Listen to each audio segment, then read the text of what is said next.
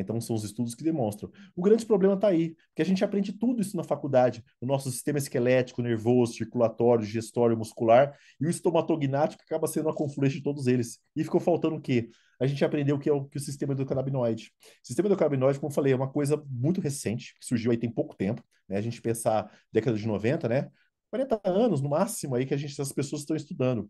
E agora que está começando a surgir nos livros de farmacologia e fisiologia, inclusive algumas faculdades, algumas graduações de medicina e uma em odontologia já está tendo isso justamente na grade curricular.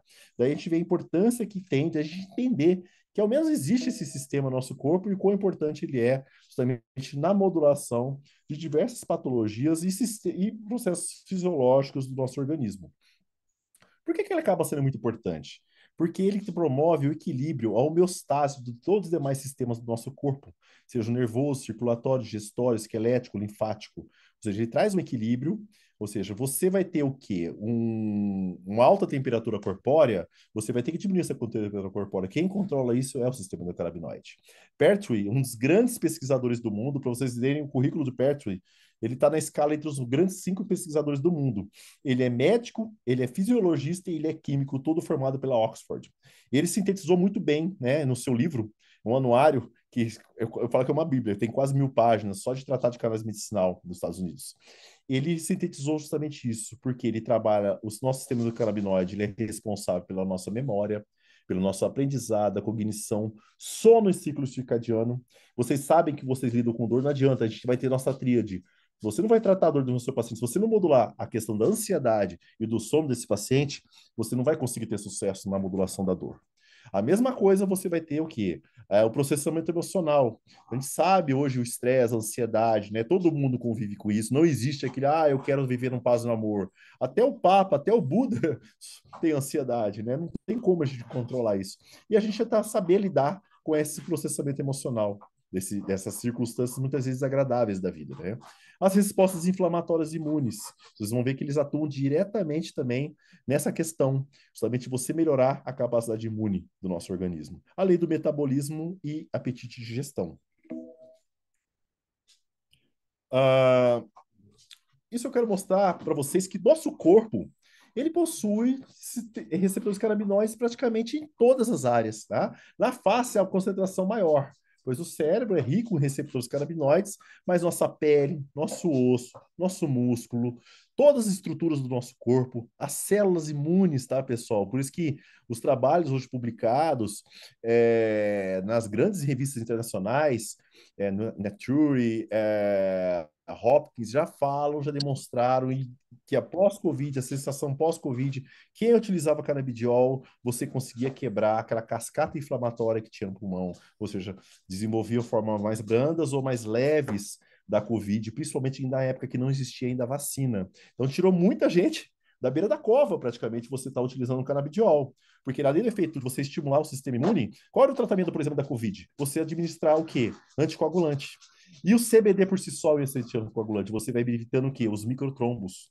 Então, a gente vê da capacidade que você tem de quê? De ter receptores. Por isso que eu estou simbolizando isso aqui como uma fechadura. E o que vai ser a nossa chave? Naturalmente, a nossa chave vão ser os nossos endocannabinoides. Lógico, pessoal, aqui vamos aprofundando um pouquinho mais.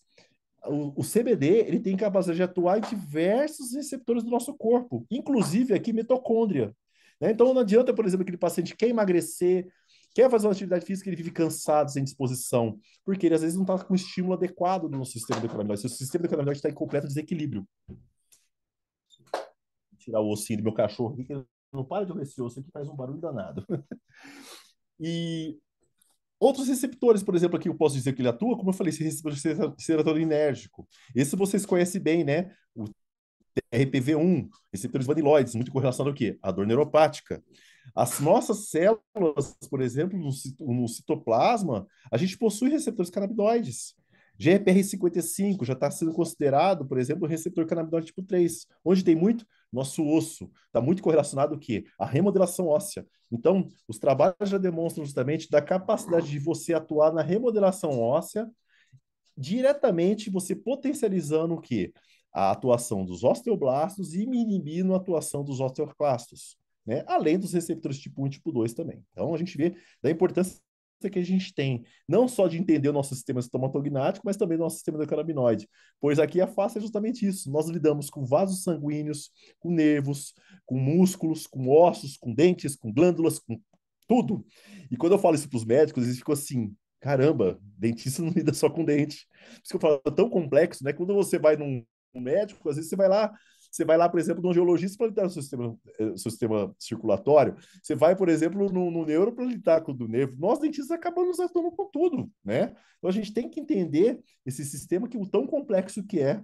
Para os médicos, para nós, acaba sendo muito simples a gente ter esse entendimento. E por que não confluir isso com o nosso sistema do cannabinoide? Então é isso aqui que mais ou menos o que traz os trabalhos, né? Todo quando você vai ter o efeito anti-inflamatório, você vai ter o efeito pró-inflamatório. Você vai ter o equilíbrio, o aumento, por exemplo, do pH, a diminuição se dá justamente pela homeostase. E essa homeostase tem que ser constante, inconstante, desde quando você nasce até quando você vai morrer. Porém, com a evolução, nós deixamos de produzir a contento os nossos endocannabinoides. Esse senhor aqui é o Ethan Russo, tá? Ethan Russo é um dos maiores pesquisadores de cannabis do mundo. Eu falo que abaixo do Rafael Mechou não está Ethan Russo. Então, qualquer trabalho tem muito peso o trabalho dele. Então, esse trabalho foi republicado 3 vezes, que ele fala o seguinte: a partir do momento que nós deixamos de produzir os nossos endocannabinoides, que é o que? A anandamida e o 2-AG, a anandamida, para vocês entenderem, é tão importante que esse nome, ele vem do sânscrito, que significa o quê? Felicidade. Daí a importância de a gente entender que a alta produção de anandamida acaba sendo muito benéfica para nós, na modulação da dor, da inflamação e de processamento emocionais. Quando a gente tem uma quebra desses endocannabinoides, nós vamos quebrar a nossa homeostase. Consequentemente, você vai desenvolver uma série de doenças, entre eles a fibromialgia, o síndrome do intestino irritável, além de outras doenças, muitas vezes o que nós chamamos de refratárias. Até mesmo aquele paciente que tem uma DTM, mesmo assim você veja que não é uma dor neuropática, é aquele paciente que não responde a nada, muitas vezes ele vai ter deficiência da sua produção de endocannabinoides. Por isso que os endocannabinoides acabam entrando com um fator muito importante pela via de analgesia, que eu vou explicar para vocês de uma forma bem sucinta como isso funciona. Né? Que o nosso nível principal é justamente o que? Nosso cortisol. Né? Se a gente nascesse com um cortisol baixo e fosse diminuindo, perfeito. O grande problema é que a gente acorda cortisol alto e o normal é diminuindo. E a gente chega no final do dia cortisol alto. E cortisol é inimigo dos nossos endocannabinoides. O cortisol, ele degrada os nossos endocannabinoides. E o que faz isso? O estresse, a má alimentação, a falta de atividade física e o distúrbio de sono. Eu garanto que, pelo menos aqui, todo mundo com 2 itens, pelo menos aqui, se identificou. Eu diria até 3 alguns aqui. Né? Então a gente tem que lidar com isso. Como a gente não consegue lidar isso a todo momento, nós vamos ter que o quê? Diminuir esse cortisol. E através de como a gente diminui o nosso cortisol? Através de uma boa alimentação e da reposição dos nossos endocannabinoides através do quê? Dos nossos fitocannabinoides. Sistema endocannabinoide, pessoal, a composição deles é basicamente por isso: nossos endocannabinoides, os nossos receptores cannabinoides e pelas enzimas formadoras e metabolizadoras dos nossos endocannabinoides. Então tá aqui, né, os dois principais. Né, eu até vejo muitos médicos, colegas dentistas, até formadores de opinião falando que endocannabinoide é neurotransmissor. Tá errado. Neurotransmissor, para ser neurotransmissor nato, como um GABA, por exemplo, ele tem que estar o quê? Armazenado em vesícula. E os endocannabinoides, o grande problema é esse: ele só é produzido sob demanda, sob estímulo. Ele é estimulado, ele produz, e logo a seguir ele acaba sendo degradado. Tá? Então, o nome mais correto, neuromoduladores retrógrados. E vocês vão entender por que retrógrado, que acaba sendo um pouco diferente do que a gente aprende na fisiologia humana também. Né? Então, aí, né, só para exemplificar da importância da anandamida e como a gente não produz a contento. Se a anandamida viesse na farmácia, a gente não estaria nem falando sobre cannabis medicinal aqui. Como na anandamida não tem como ser sintetizada, a gente vai utilizar os principais fitocannabinoides, né? Canabidiol, THC, o CBD, o CBN, o CBG, justamente para substituir essa baixa produção dos nossos endocannabinoides.